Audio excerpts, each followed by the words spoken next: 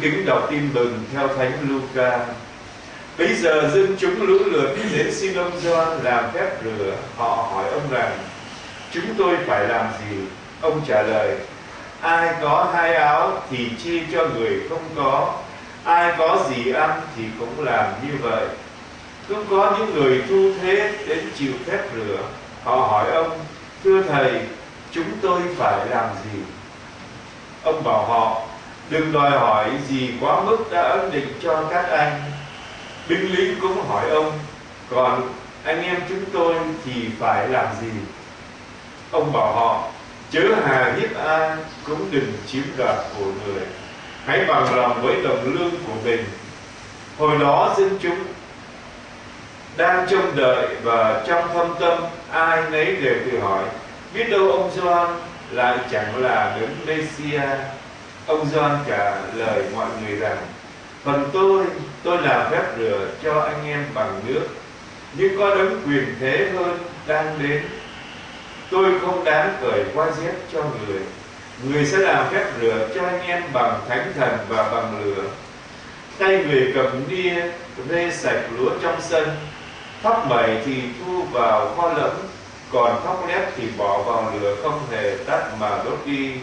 Ngoài ra ông còn thêm dân nhiều điều khác nữa mà loan báo tin mừng cho họ. Đó là lời Chúa. Lời Chúa Kitô, lời khen Chúa.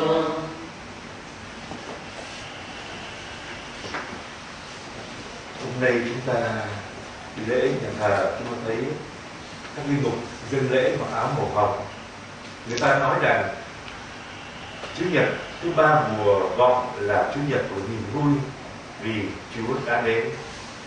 Và mừng Chúa đã đến và đang đến với mỗi người chúng ta.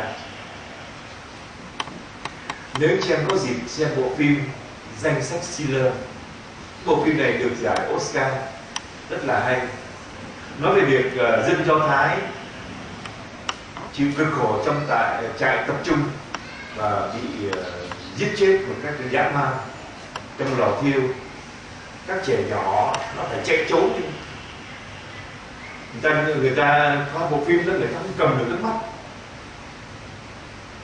Nhưng khi ở trong các cầu tiêu đó, nó phải trốn ở trong cái cầu tiêu đó, vì bắt ra là cho đi mang lò thiêu. Thậm chí là cứ có những đợt mà khám sức khỏe nếu chân có là nó có khám gì đâu, nó bắt cả đôi bà cởi chân tung chụp hết, nó khám. Người nào gầy cho lên xe đi thiêu, còn người nào hồng cũng là cho ở lại làm việc. Và ở đó họ thiếu ăn nên họ phải lấy kim. Qua bộ phim rất là mình thấy họ cái sự sống, họ phải phấn đấu từng ngày từng giờ. Họ lấy kim, họ chích cho máu ra máu, là bôi tay bôi vào má này cho nó hồng lên, để thấy hồng là nó trở lại làm việc để sống. Và có một cái cảnh nữa là khi ông Schiller này đó, ông giàu và ông dùng tiền ông mua cái anh trưởng trại tù đó người. Anh nói lý do là anh ấy đang chế đạn để cho nhà nước Đức Quốc, và anh cần nhân công và anh ta hợp đồng với lại trại tù. Nhưng thực ra là anh mua người ta để anh ta mang sang Ba Lan và mang nước ở đó để mà cho họ được tự do, họ được sống thoải mái hơn. Thì có một lần cái tàu lửa nó bị chặn lại, và các tù nhân và đi xuống hết, và bảo là các tù nhân phải cởi quần áo ra. Thế là tôi thấy họ lấm la lấm lét đi vào cho vào cái phòng, vì họ đã nghe nói rằng có những người bị giết bằng cái gì, trong vào cái phòng rồi xịt hơi nhạt rồi chết rồi họ mang đi thiêu. Thế họ vô đó, họ rất là sợ hãi, họ có nhìn ra có người bắt đầu khóc, có người bắt đầu nó bắn sợ hãi. Nhưng khi mà nước họ được té ra, vì không thể mà tắm được nên họ để nước họ xịt để tắm chung, họ mới rú lên rồi cười. Họ có người mừng, là có người khóc. Vì sao? Được sống, không phải chết. Và sau đó họ lại được chuyển đi. Nên niềm vui hay tin mừng là cái gì? làm cho người ta không có kìm hãm được, giữ lại cho riêng mình. Họ phải nói ra, họ phải thét lên, phải khóc lên hay là cười lên để diễn tả cái niềm vui đó. Thì nhân đây chúng ta nói về Chúa Nhật thứ ba của gọi là Chúa Nhật của niềm vui. Và trong tin mừng chúng ta mở trong Mát-theo chương 9 câu 27 tới câu 21 cũng được nghe thuật lại cái chuyện là khi Chúa Giêsu chữa 2 người mù trước đồng họ lành, Chúa dặn là đừng nói cho ai nhé. Ở trong tin mừng nói sao? Mắt họ liền mở ra, người nghiêm giọng bảo họ coi chừng đừng cho ai biết. Nhưng vừa ra khỏi đó họ đã nói về người trong khắp cả vùng. Bừng quá, mù không có thấy gì hết, bây giờ được thấy, được sáng ra, không thể giữ cái niềm vui đó ở trong lòng được, cho nên mình được, mà nói ra, chia sẻ. Có lần tôi đi hỏi anh Văn đó, mấy người hỏi hôm nay chú có vui không? Are you happy today? Hỏi tôi vậy, là vui chứ. Bảo tại sao vui? Đấy, trong khi tôi đang nói chuyện với chị, với anh này, thì có nhiều người đang phải nằm trong bệnh viện. Ung bướu đâu nè, ung thư biệt, ung thư răng, rồi ung thư ngực, rồi ung thư bao tử, tùm lum vào trong đó, đang hơi bị đau khổ. Bây giờ trời cho chúng ta được có sức khỏe, có điều kiện đi học, tại sao không vui nhỉ? Họ trốn mắt gì? Nên thực sự ra rất có nhiều, chúng ta thấy, chúng ta để ý ở xung quanh chúng ta đó, rất có nhiều người đăng ký gia nhập dân Quảng Ninh, tức là mỏ than á. Đang đâu nè, trời ơi chán quá, trời ơi buồn quá. Có lần tôi ra ngoài Bắc, tôi dạy được các lần trước đông côi ở một cái họ đạo ở ngoài Bắc Ninh, thì tôi cũng nói như bây giờ là dường như ở đây một số lớn anh em là dân gốc Quảng Ninh hả? Không có, thầy ơi, con là dân gốc Bắc, dân Bắc Giang, con Bắc Ninh. Không, tôi biết chắc là một số anh em ở đây là dân Quảng Ninh.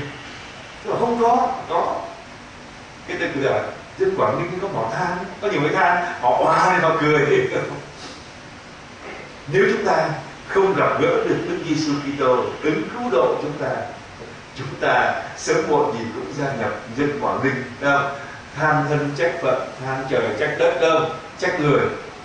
Nhưng mà thực sự chúng ta phải ca ngợi Chúa, đừng có đến đem cho ta niềm vui thực sự. Hôm nay trong tin mừng, Chúa Giêsu yêu thương qua Gioan kêu gọi chúng ta sám hối để đón nhận Chúa. Cái thời của Gioan nó là một sự kiện lạ lùng. Ông ấy ăn, như chúng ta trong tin mừng được nghe thuật lại đấy, ông ăn châu chấu mật ong rừng, mặc áo da và thắt dây và loan báo để sám hối. Ông liền đi khắp vùng ven sông Giô-đan rao giảng kêu gọi người ta chịu gác rửa tỏ lòng sám hối để được ơn tha tội. Luca chương 3 câu 3. Thế ông ta rao giảng về sám hối bởi vì dọn được Đức Chúa tới. Và ngay cả Đức Kitô khi mà ngài đã bắt đầu rao giảng, ngài cũng kêu gọi người ta là anh em hãy sám hối vì Đức Trời đã gần đến. Mát-theo 4:17. Nên trong khi để dọn lòng chờ đón niềm vui của Chúa, mà Thánh Phaolô nói rằng niềm vui đó vượt mọi trí hiểu, chúng ta phải có lòng kiên định thực sự. Thời Gioan phải có lòng sám hối để đón nhận ơn tha tội qua phép lửa của Gioan Tẩy Giả, để gì đón chờ Đấng Thiên Sai tới. Còn ngày nay thì sao? Trong cái mùa vọng để đón mừng Chúa đến trần gian, thì chúng ta sám hối để lãnh nhận ơn tha tội trong cái tích hòa giải mà chúng ta thường được lãnh nhận. Người sám hối khiêm nhường là người được sống trong tình yêu của Chúa và sống trong lòng thương xót của Chúa. Có những người sám hối thực và có những người sám hối giả biện, hay là chúng ta thường gọi là giả hình như thế. Cái người sám hối thực là cái người mà thực là muốn thay đổi cuộc sống mình, như những người mà đến ông Gioan á, họ hỏi rằng chúng tôi phải làm gì đấy, nghĩa là họ muốn gì, muốn thay đổi cuộc sống của họ để xứng đáng với cái ơn tha thứ của Chúa Ban. Ông trả lời họ rằng ai có 2 áo thì chia cho người không có, ai có gì ăn thì cũng làm như vậy. Gioan nói với họ, chia sẻ ra những gì bạn có. Mà nếu mà hôm nay trong năm thánh lòng thương xót, chiều qua ví dụ Đức Hoàng đã mở cái cửa năm thánh lòng thương xót ở Roman. Năm này năm thánh của lòng thương xót, nên chúng ta có thể nói là thực thi lòng thương xót đối với những người thân cận của mình. Và Chúa Giêsu trong một dụ ngôn là dụ ngôn tên mắc nợ không biết thương xót ở trong Matthew chương 18 câu 23 đến 7 câu 35 nói việc có 2 người mắc nợ. Một người mắc nợ một ông chủ nhiều tiền, tới anh ta đang nghỉ lễ lục lên, chủ sẽ lại gọi khoảng 2 anh về. Anh vừa ra anh thấy một người bạn của anh em mắc nợ anh ấy ít hơn rất nhiều. Anh ta tóm cổ lại đòi không được và bắt tống ngục. Bạn bè của anh một người đó thấy vậy nói là cho ông chủ bị gọi ta là tại sao tên người tớ được ác kia, ta đã tha hết số nợ cho ngươi vì ngươi đã van xin ta, thì đến được ngươi không phải thương xót đồng bạn như chính ta đã thương xót ngươi sao? Rồi tôn chủ nổi cơn thịnh nộ trao đi cho lính hành hạ cho đến ngày y trả hết nợ cho ông ấy. Vậy cha của thầy ở trên trời cũng sẽ đối xử với anh em như thế, nếu mỗi người trong anh em không hết lòng tha thứ cho anh em mình. Sao không có lòng thương xót? Còn người mà không có lòng sám hối thực, họ không có thay đổi, và chúng thường gọi đó là những người đạo đức giả, có bên ngoài mà không có bên trong. Họ sống đạo đức ấy, chỉ vì dư luận, khoe công đức. Chúa Giêsu đã dạy chúng ta để vượt qua những cái lối sống giả hình như vậy. Ở trong Matthew chương 6 câu 1 câu 4 dạy chúng ta bố thí các kính đáo. Ngài bảo các người bố thí thì đánh chống cô chuông. Ông Nguyễn Văn bố thí bao nhiêu tiền? Có lần là chúng tôi có dịp chúng tôi trao đổi với một bài mục chờ nếu xét kỹ lại tinh thần của ông, dường như một số tập tục ở trong giáo sư miền Bắc của mình, giáo sư Bắc thì nhiều hơn, không đúng với tinh thần của Chúa. Ông Nguyễn Văn A cũng là 5 triệu, bà Nguyễn Thị B cũng 5 triệu mốt. Thì có những người thấy nó cũng 5 triệu mốt, mình vô mình cũng thêm 500 để 5 triệu rưỡi hơn nó. Tức là người ta vì cái ta làm việc bố thí như vậy là vì danh. Chúa Giêsu bảo là hãy làm việc tay trái với việc tay phải làm, Cha trên trời biết và sẽ trả công cho các con. Hay có ngài bảo cầu nguyện kín đáo, khi vô cầu nguyện một cách khiêm nhượng, vô phòng đóng cửa lại. Ý nói là gì? Đóng chặt tất cả tiếng ồn lại để mà cầu với Cha trên trời. Có nhiều người cầu nguyện, Chúa Giêsu ở cái thời đó ra đến giữa đường giang tay cầu nguyện để người ta biết người ta cầu nguyện để ăn mày tiếng thế. Chúa Giêsu bảo đã được trả công rồi, các con cầu nguyện hãy vào phòng, đóng cửa phòng lại, cầu nguyện Cha trên trời biết. Đóng cửa phòng đấy không phải là vào đóng phòng, nghĩa là tìm một nơi thanh vắng, và đúng hơn sâu nữa là đóng cửa phòng ở trong tâm hồn ta là đừng để tiếng ồn ở bên ngoài, để chúng ta có thể nói chuyện với Cha trên trời chúng ta. Hay là ngài nói về cách ăn chay, cái kín đáo cho mắt trên chương 6, 16, 18. Ngài bảo có một số người ăn chay thì mặt này cứ nhăn nhó để biết là người ta ăn chay đây. Ngài nói một cái giọng hơi hài hước hơn là nhưng ăn chay thì anh xích dầu thơm để con biết được ăn chay đấy, nhưng mà Cha trên trời biết. Bởi vì chúng ta cách vượt qua những cái việc, cái lối sống mà đạo đức mà háo danh vì người khác, ăn mày tính nghe người khác, chứ không phải là sống thực với lại Cha trên trời. Nên thực sự chúng ta phải chân thành trước mặt Giêsu trong những cái quyết tâm này, nhất là trong những thiên đại. Thế Chúa không phải làm gì? Chúng ta hỏi Chúa câu đó. Như những người đã đến với Gioan Thầy Cả hỏi ông đó, vì Chúa không phải làm gì đây? Sao tình trạng đó các con nó trì trệ? Con phải làm gì đây? Sao con thấy con cũng có niềm vui thực sự? Con phải làm gì đây? Các bạn, chúng ta hỏi Chúa và chắc chắn với lòng chân thành tìm kiếm ý Chúa và bước đi, chúng ta sẽ thấy được ánh sáng để đi đúng ý Chúa. Hiện nay ở trong thời đại chúng ta đang sống, nhất là trong thành phố lớn như thành phố Hồ Chí Minh, Hà Nội,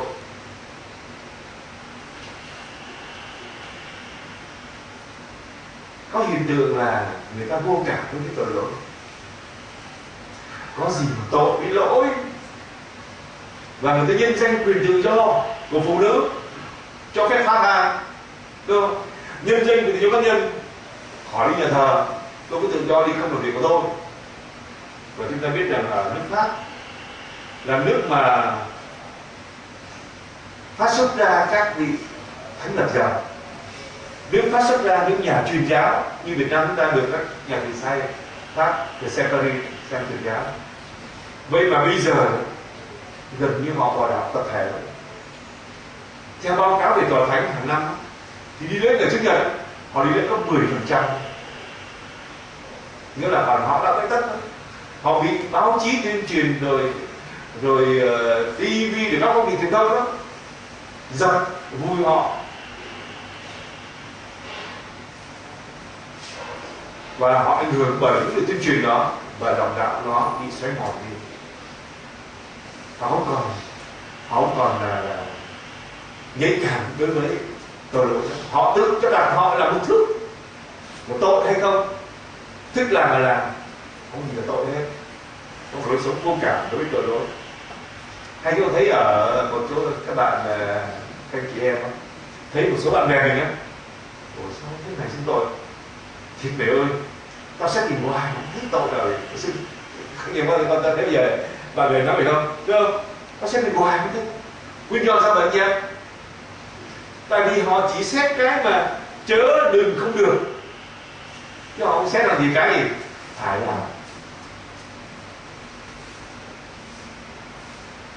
Ví dụ như là người không được giết người, tôi chứ tôi giết người là được, nhưng mà họ không phải là cái điều mà tích cực hơn là gì? Người phải yêu đồng loại như chính mình. Matthew chương 19 câu 19. Thế là họ cố giữ gì? Người không được ngoại tình, cố giữ như vậy.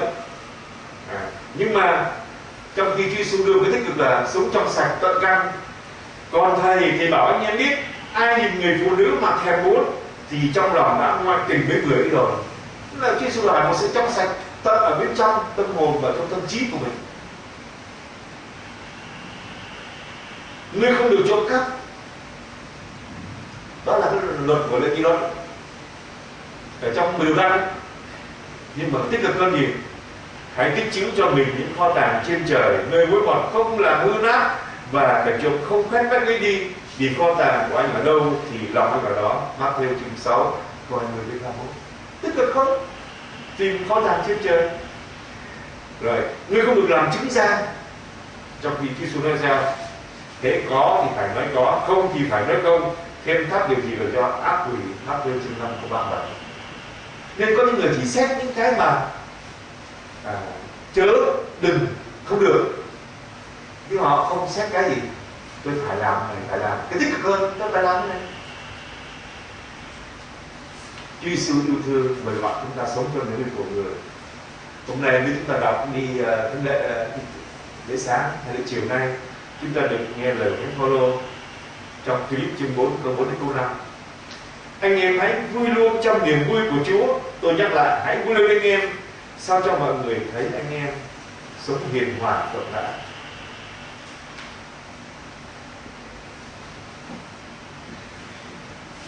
Có nhiều người nghĩ là ngươi phải thờ cha kính mẹ, trong khi sống ở trong Matthew 19 là ngươi phải yêu đồng loại như yêu chính mình.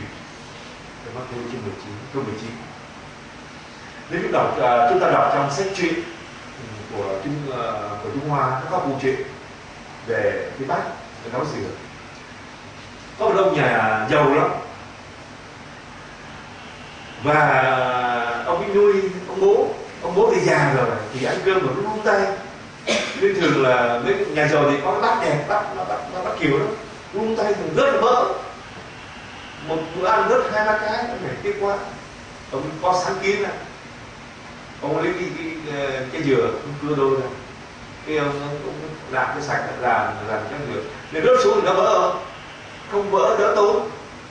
Ông bố chắc chắn là bố chức đồ có, nhưng con cái đồ có này thấy vậy cái không nói, già rồi mà thì nó làm ăn cơm buồn khóc, nước mắt nó chảy. Cái thằng cháu nó thấy vợ ông vậy thương quá, mà bố nó thì nhưng mà biết sao được, nó nghĩ mãi hộp, nó nghĩ ra một cái cách, nó cứ canh mang nó đi làm rồi về, nó mang cái dừa ra, nó cưa. Một lần 2 lần cái tôi bảo bố thấy con làm cái gì vậy?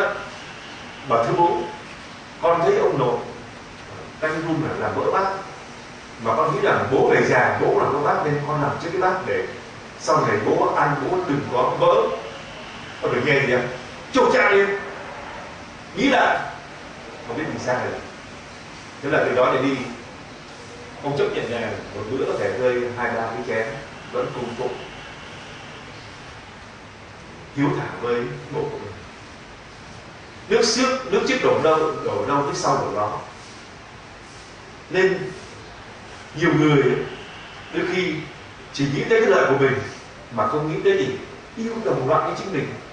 Nghĩa là mình yêu mình thế nào thì mình phải yêu thương em như vậy.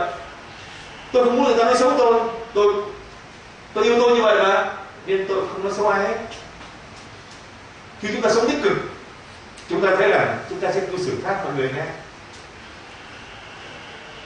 Đừng tưởng chị em ơi, sống cái điều mà Chúa Giêsu nói là yêu đồng loại với chính mình không có dễ đâu. Tôi nhận được liên hôn nhân thì tôi nói với các anh chị là anh chị sắp lập gia đình, anh chị phải rất thực tế đi, làm sao cho phải hiếu thuận cả bên nội với bên ngoại. Đừng có ông ngoại lên thì mua gà luộc ăn, ông nội lên thì mua rau muống luộc, vậy không công bằng đâu nè. Hay là ông nội lên thì có cho tiền về xe, ông ngoại lên thì chào không đi về, không công bằng. Bên nội ngoại phải công bằng, yêu người ta như chính mình mà. Mình yêu vợ mình, yêu chồng mình thì mình phải cư xử với công bằng, lúc đó mới thể hiện cái lòng yêu thương được. Nên yêu người ta như chính mình rất là khó. Nếu chúng ta sống được điều đó, chúng ta thấy đời sống của chúng ta sẽ bừng sáng lên, nâng lên một tốc độ. Khi mọi người đang trông chờ đứng cũng thế tới, người thấy Gioan Tẩy Giả làm như vậy không có suy nghĩ bảo có lẽ cơm này là ông đứng Kitô chăng? Nhưng ông ta nói ngay, tôi không phải là đứng Kitô, tôi là anh chị em trong các lửa trong nước, còn đứng đến sau tôi không xứng đáng để cởi dây chuyền cho người. Người sẽ là các lửa cho anh em trong thánh thần ở trong lửa. Ngày nay Chúa Giêsu yêu thương sửa lỗi chúng ta qua cái lời được gọi Thánh Gioan Tẩy Giả. Hãy dọn con đường cho Đức Chúa, sửa lỗi cho thẳng để người đi, mọi thung lũng phải lấp cho đầy, mọi núi đồi phải bạt cho thấp, khúc quanh co phải uốn cho nhanh, đường lồi đó phải sang cho phải. Luca chương 3 câu 4 câu 5. Chúng ta phải hiểu điều mà Gioan Tẩy Giả mời gọi người thời đó, và Chúa Giêsu ngày hôm nay mời gọi chúng ta canh tân sửa lại như thế nào. Có những người Công giáo mua thì đong đầy, bán thì đong vơi, nhưng vẫn đi lên nước lễ đều, chẳng thấy có sự gian trá của mình kia. Họ phải xin ơn Chúa cho thấy khúc quanh co thiếu chân ngay của họ mà phải sống công bằng trong yêu thương của bạn của mình.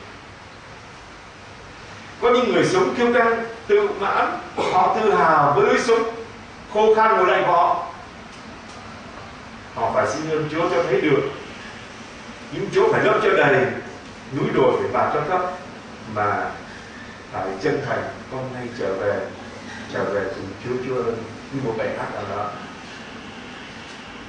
Có những người ở ly ở trong tội ngoại tình mà vẫn giả hình lên nước lễ để che mắt vợ và con cái. Họ phải xin ơn Chúa cho thấy được đường lối lõm sao cho phải, và phải từ bỏ lối lõm tội lỗi mê sắc dục của mình mà sống trong sạch và trung thực. Đó, chúng ta mới đơn cử một vài cái lỗi lầm mà có thể thấy là nhiều khác vậy, quanh co lồi đó sửa lại để đón Chúa đến.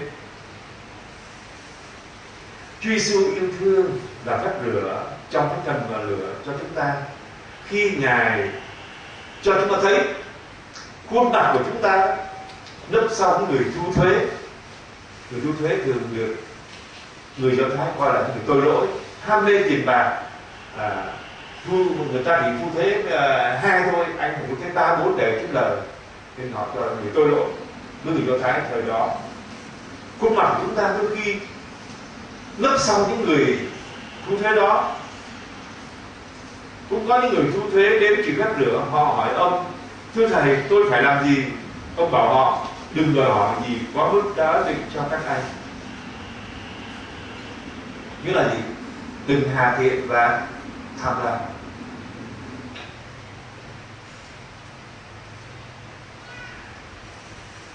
Có những người hà tiện nhưng mà có chút đạo đức. Chúng ta có thể gọi là khi tôi hay là anh chị em hà tiện và có chút đạo đức,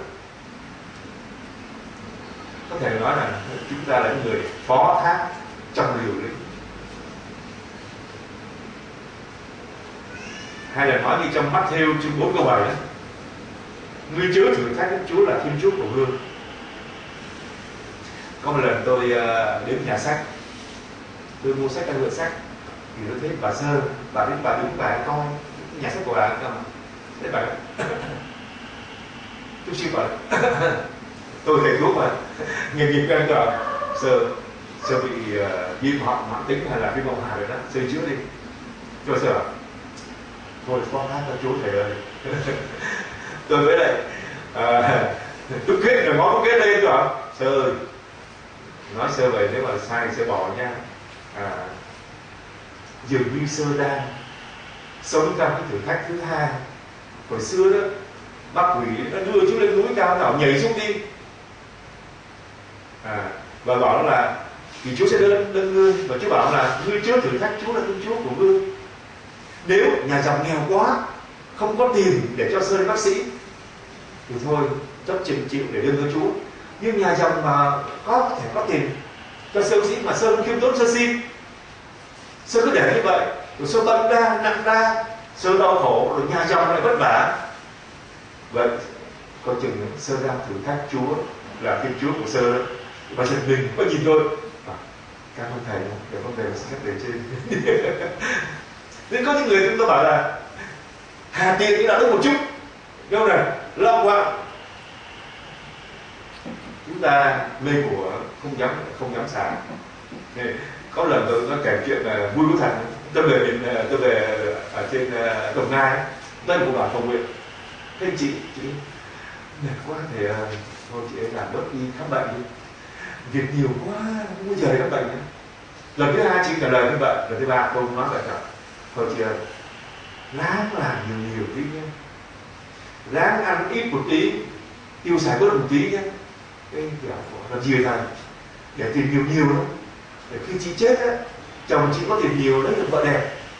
Chị lạ người đó. lúc mà anh ăn cơm trưa nữa, ăn cơm xong chị nói: thầy ơi, thầy nói thì thiệt đó, nhưng mà nghe sao nó nói trong tim. Thế là tuần sau chị đi khám bệnh. Không làm đến nữa. Chúa Giêsu yêu thương là phép lửa cho chúng ta trong thánh thần làm trong lửa. Khi Chúa Giêsu cho chúng ta thấy khuôn mặt của chúng ta nấp sau những người lính, tức là những người có quyền lực. Binh lính cũng phải hỏi ông Gioan: Còn anh em chúng tôi phải làm gì? Ông bảo họ: chớ hà hiếp ai, cũng đừng tống tiền người ta, hãy an phận với số lương của mình. Luca chương 3 câu 14.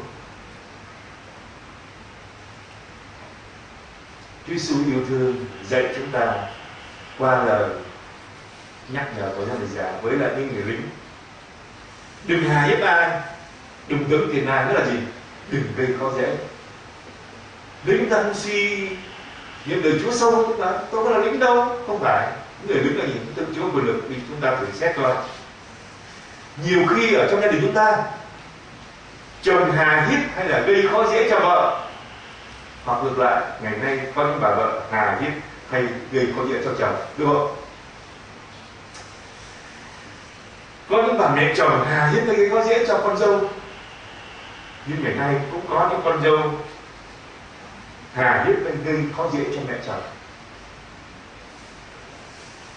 Và trong các cộng đoàn tu, có những bề trên hà hiếp gây khó dễ cho bề dưới, và ngày nay cũng có những bề dưới hà hiếp hay gây khó dễ cho bề trên.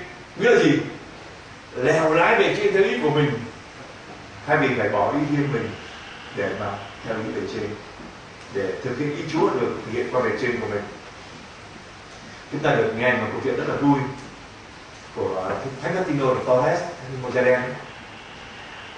Vị thánh này bị Chúa ban cho nhiều ơn lắm, đặt tay chữa bệnh, rồi vượt đại dương xa, rồi có lần ông đi xuyên qua tường để đi vào một cái nhà mà trong nhà dòng để nuôi những người mà bệnh tật. Con chám khát nước quá, ông nằm trong ông uống nước khát đến không ai. Thế ông Martino lù ra cái bưng đi nước, ông được nhiều ơn lắm. Và trong cái ơn có một ơn là ông ấy ẩn thân nữa. Tức là ông có bảo tàn hình đó, không thấy. Có một lần có một cha trong dòng có việc gì liên quan đến mục, thì đến mục đang bị đau phổi nặng, khó thở. Thế ông ấy bảo ở trong nhà dòng con có một thầy Chúa ban ơn mà ông cầu nguyện cho ai ạ? Ông đặt tay nguyện cho ai người đó được lành bệnh. Thế mà bảo có không? Vậy đó. Vậy mời thầy cứ đặt tay cho tôi. Cái gọi ông cha cháu, linh mục sợ cháu, này cháu tới là dòng chờ ông thầy tới. Thế là ông cha cháu chờ kêu cha về dòng, gọi thấy Martino đi tìm hết, mọi không thấy Martino đâu. Ông này biết mà nhân danh Đức Vâng Lời, thầy Martino ra đây cho tôi. Thế ông lù giường lên ông ơn tàng hình mà chạy cứ về trên. Tại vì lúc nào mình biết là ông này nó phải đi chữa bệnh, mà đôi khi là nó có nhiều liên quan quá đâu này, nên ông né ông tránh mà. Ông tài đi, ông ở trên biết rồi, nhân danh Đức Vâng Lời, thầy Martino hiện ra đây thôi. Thế là người ta và đưa về trên để thầy đi theo cha này, cái mục bảo gì thì làm như vậy. Dạ vâng, Vâng Lời mà để chứ nói. Theo ông cha nó về toàn mục. Cái mục nghe nói là thầy có ơn mà đặt tay cầu nguyện. Dạ không, đó Chúa làm, không phải con. Thầy đặt tay tôi đi. Bên cái mục nói là ông đặt tay cái mục cầu nguyện. Cái mục nhẹ gần như là khỏi bệnh rồi. Thế là sao? Thế mục con về luôn. Gặp chúng ta, gặp tôi anh chị em, thế mà chúng ta lại khoái quá, ngồi kể chuyện cả tiếng hồ nữa. Xong đi về, tiếp tục đi về. Vâng Lời, để chuyện có gì làm cái đó. Chúa Giêsu yêu thương mời gọi chúng ta sống trong niềm vui của người. Nó thì dễ dàng, nhưng mà giờ chúng ta thấy quanh chúng ta đó, như chúng ta nói từ đầu, có rất nhiều người là dân có Quảng Ninh, mỏ than thở, than công việc, rồi than về chồng, rồi vợ, rồi con, họ không biết gì tạ ơn. Như trong nhịp trung tâm cho chồng ba vừa rồi ở trong tháng 10 đấy, tôi mới gợi ý là anh chị em ơi, anh chị em phải tạ ơn Chúa, vì Chúa đâu có cho anh chị em một người vợ hay người chồng. Có thể có người chồng chút nóng tính ấy, hay là quyết đoán đó, nhưng mà ông ta nâng đỡ chúng ta cho các bà vợ cái tăng thêm công việc mà lắm chúng ta phải làm. Chúng ta có bà vợ đôi khi hơi chậm hiểu một tí, hay là đôi khi mà hơi mà càm ràm một tí, hơi khó chịu thật, nhưng bao nhiêu cái việc làm việc trong nhà đó, đỡ đần chúng ta bao nhiêu, chúng ta phải tạ ơn Chúa. Nên thay vì gia nhập trên tổ linh, chúng ta từ giã đi, chúng ta hãy ca ngợi Chúa. Ca ngợi Chúa vì Chúa ban cho con hoàn cảnh này. Anh chị em có chia sẻ anh chị em một chút. Khi tôi mở mắt ra là tạ ơn Chúa đã cho con được sống. Vì khi tôi đi học đông y đó, người ta bảo là hiện nay ở thành phố Hồ Chí Minh này có hiện tượng chết trẻ, không phải là người già mà những người từ khoảng độ 25 cho đến 45 tuổi. Tối ngủ, sáng dậy gọi không dậy, lay cứng người chết, còn chết ban đêm. Chúa cho ta sống, tại sao không tạ ơn Chúa? Chúa cho ta sức khỏe, chúng làm việc, tại sao không tạ ơn Chúa? Chúa cho ta ăn được, ngủ được, tại sao không tạ ơn Chúa? Tôi nói một chị chạy thận, thì hư thận. Tôi nói chị đừng cười nhá, đi tiểu mà ơn chị ơi, những chạy thận không đi tiểu được, nên phải chạy thận để lọc, chứ đọc ra. Có những ơn tự nhiên nó bàn đạp cuộc sống của chúng ta mà chúng ta mới tạ ơn. Có thể bên chị em nói về mà được đạo đức luôn nha. Tôi vô phòng tắm là dấu cái y như tôi cơ vậy. Tự nhiên tạ ơn Chúa cho tôi được nước tắm. Vì có một lần là xin lỗi, tôi đi dự lễ mà tôi ngủ lại, tôi không có đăng ký tạm trú, ngủ ngay nhà cái chương, thì đi công an tới xét nhà, thì nó có tình báo nhân dân mà. Thế tôi phải lên huyện tạm giam 3 ngày. Trong 3 ngày đó thì có nhiều chuyện lắm như này. Mỗi ngày được tắm 2 ca, cái ca mà nó khoảng độ 2 lít trên, cái ca nhựa đó là làm thiết tắm 2 ca. Có thằng đứng canh mình sợ mình tắm hơn. Xin lỗi nhé, từ khi có đi con giờ chưa tắm chuồng chứ mà mình khác bao giờ, nên tôi phải lấy khăn cái lau hơn. Tôi nghĩ là nếu mà lâu hơn chắc mình phải chịu sexy thôi đâu này. Nhưng mà lúc đầu 2 ngày đầu tôi lau, ngày thứ 3 họ thả ra. Nên tôi bảo là tôi nghĩ là ngay cái mà đơn giản nhất là nước thôi. Nếu Chúa không ban mình không có mà tắm cái gì đâu. Và 2 ca vừa tắm vừa giặt anh em nhé, nhưng mà phải là tắm đâu thế. 2 ca vừa tắm vừa giặt đấy. Làm sao làm? Nên nhờ cái việc đó thêm vào tức là tôi làm dấu là khi vô là nếu có phải đạo đức gì mà tôi cho mình kinh nghiệm gì. Cái mà thông thường nhất là nước thôi, nhưng mà nước này không ban chúng ta không có. Đừng nói gì chúng ta đọc có thế giới ở châu Phi có nước 3 năm không có mưa, súc vật cũng chết luôn. Nên chúng ta thấy là có nhiều hơn tự nhiên chứ ban chúng ta mà chúng ta không tạ ơn Chúa. Ở trong bài đọc 2 hôm nay, anh em hãy vui luôn trong niềm vui của Chúa. Tôi nhắc là vui lên anh em. Sao trong mọi người thấy anh em sống hiền hòa rộng rãi, Chúa đã gần đến. Vui trong niềm vui của Chúa khi anh em sống hiền hòa rộng rãi, yêu thương những người thân bằng cách gì? Yêu thương những người thân nhân của mình, hòa giải tha thứ cho nhau lỗi lầm của vợ, của chồng, của con cái, của anh chị em cùng dòng tu với mình. Chúng ta là con người, chúng ta là vùng đất, chúng ta là thân phận giòn mỏng mà. Hãy chấp nhận nhau và tha thứ cho nhau. Vui trong niềm vui của Chúa khi chúng ta sống trong lý của Chúa qua một lần xưng tội thật lòng và sốt sắng, để chúng ta cảm nhận được lời sứ thần hát bình an như thế cho người thiện tâm. Trong mùa vọng này, chúng ta cầu xin Chúa Giêsu ban cho chúng ta bình an và niềm vui, để chúng ta đón chờ Chúa đến. Để thực sự chúng ta nói như của Thánh Phaolô, giữa một thế hệ gian ác, anh chị em hãy chiếu sáng như những vì sao trên bầu trời. Chúng ta chỉ có thể chiếu sáng khi chúng ta có ánh sáng của Chúa, khi chúng ta có bình an và niềm vui của Chúa. Xin Chúa Giêsu chúc lành và ban bình an và niềm vui chúng ta. Amen.